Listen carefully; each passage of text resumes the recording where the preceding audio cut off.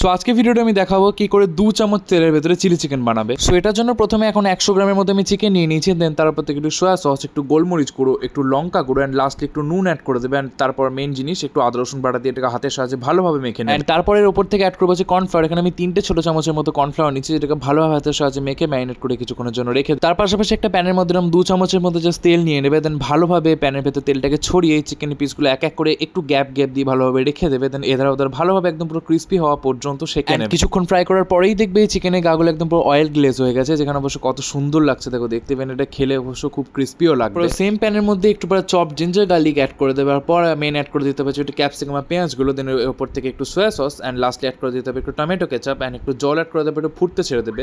দেন chicken add করে নুনটা উপর থেকে চিড়ে দেওয়ার পরেই তোমার রেডি হচ্ছে টেস্টি চিলি চিকেন। অ্যান্ড তার সঙ্গে একটু ফ্রাইড রাইস বানানোর জন্য এখানে 1 চামচ ঘি অ্যাড করে দেওয়ার পর এটাতে ইচ্ছা হলে তোমরা গোটা গরম মশলা দিতে পারো। আমি এখানে জাস্ট কাজু কিশমিশ দিয়ে দিয়েছি। তারপরে জাস্ট বাসমতি একটু রাইস দিয়ে দেবে অ্যান্ড উপর থেকে হালকা নুন আর একটু চিনি গুঁড়ো ছেটানোর পর তোমার এখানে একদম ডেডলি কম্বিনেশন ফ্রাইড রাইস আর চিলি চিকেন একদম রেডি।